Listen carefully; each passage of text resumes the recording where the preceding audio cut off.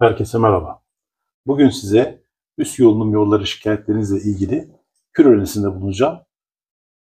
Astım, koa, nefes darlığı, bronşit, geçmeyen öksürük ve sigaraya bağlı olarak balgam atamama sorunları yaşıyorsanız bu kür tam size göre.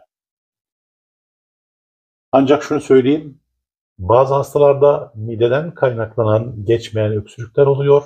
Bunun sebebi reflüden alakalı olma ihtimali çok yüksek. Midedeki asit soluk borusunu tahriş eder ve geçmeyen bir öksürüğe dönüşür.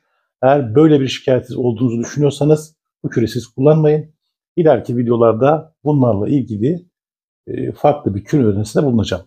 Şimdi bu yapacağımız kür normal kürlerden biraz farklı. Burada bir etken madde ayrışımını sağlayacağız. Bunun için şöyle bir öneride bulunacağım size.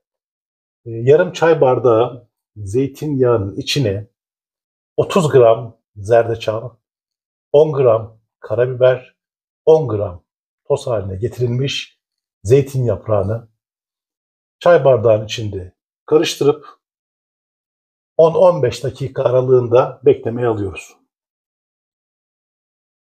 Daha sonra 300 gram çam balı, 300 gram kozalak pekmezi, 300 gram çiçek balı.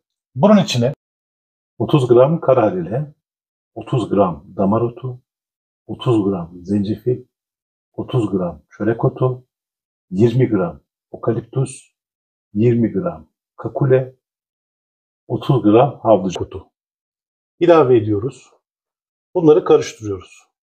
Macun kıvamına getirdikten sonra üzerini çay bardağında hazırlamış olduğumuz karışımı ilave edip tekrar bir homojen karışım elde ediyoruz.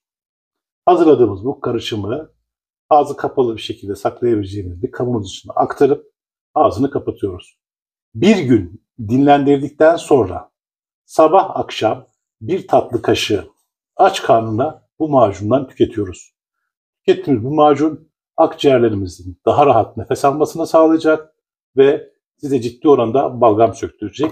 Deneyin, çok memnun kalacaksınız. Şifalı günler, görüşmek üzere.